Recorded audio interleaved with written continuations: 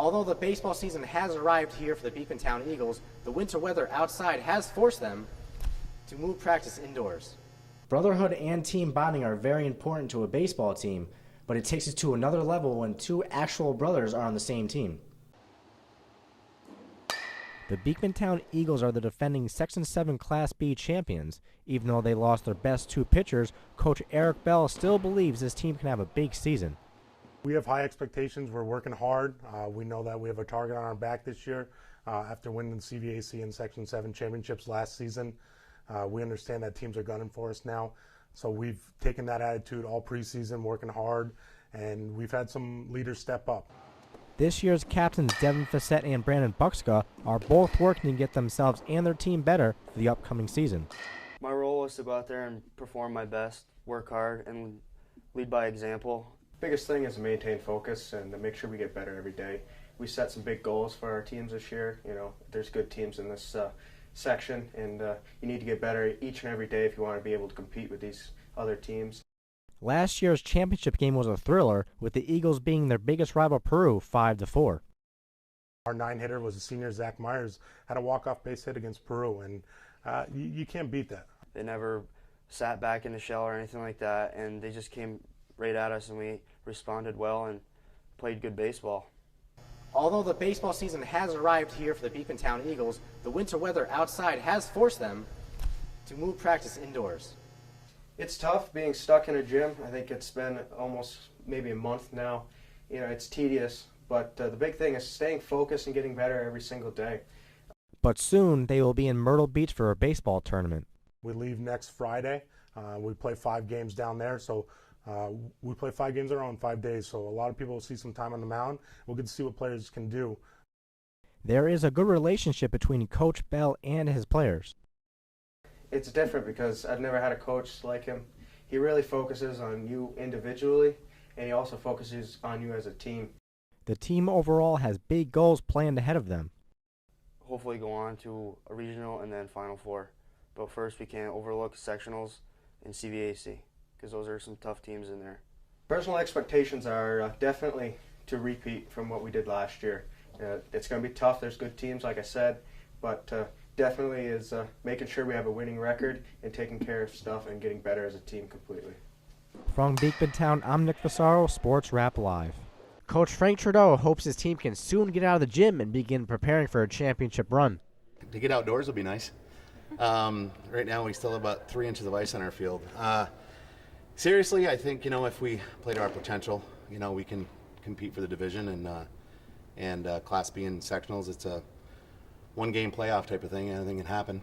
Senior pitcher Nate Stanton has enjoyed the coaching he has received over his 4 years at Saranac and is very happy about the growth of his fellow teammates as well. Well, 4 years have been great. I've had great coaches, great teammates, and it's fun to see how every person has progressed as far as they've come, as far as those 4 years have come.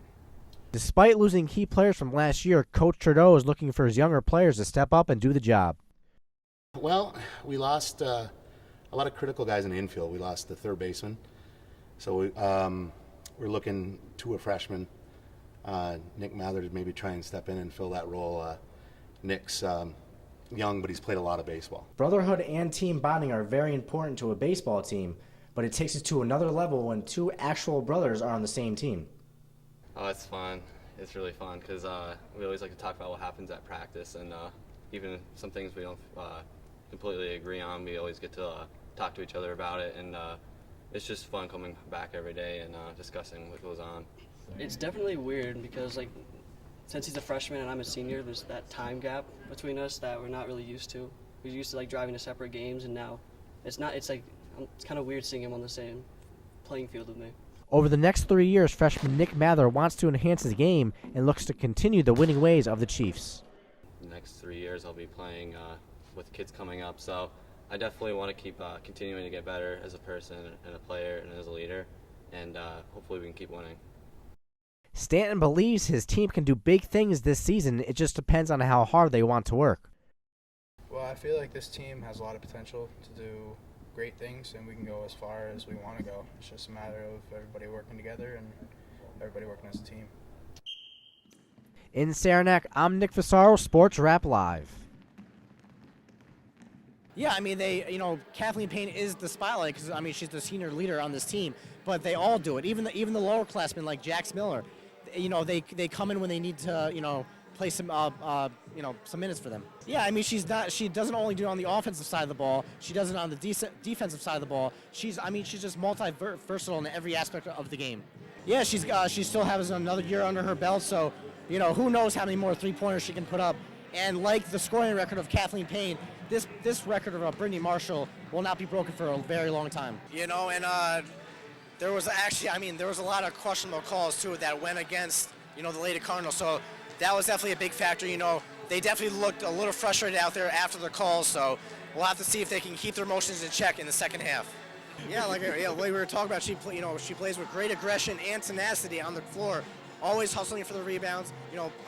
Playing great defense. So yeah, I guess the rugby must help out with that. The Siena Saints were trying to win their 6th straight game at home tonight against Marist. OD Anisiki led the way with 21 points and 12 rebounds, helping him secure a 16th straight double-double, which ties him with Tim Duncan for the second longest streak in 15 years. Evan Hines and Rob Poole both chipped in with 15 points and shot a combined 45% from the field. The Saints held a 36-27 lead at the end of the first half. Owen Wignot had a couple big three-point shots, leading the Saints to a 66-55 win over the Red Foxes. With this victory, the Saints now have a 10-10 record and are back to 500 for the first time since Thanksgiving.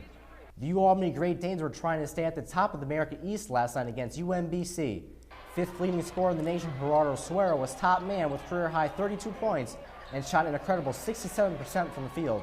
He was also a perfect 10 for 10 from the free throw line. Junior guard Logan Ehrenholt was also a major contributor to the game, scoring 21 points and shooting 57% from the field. UAlbany had a comfortable 10-point lead heading into the second half. The Great Danes were deadly from beyond the arc, shooting 40%, and they held the Retrievers to 20% from deep. The Danes improved to 7-3 in the conference with an 87-76 victory.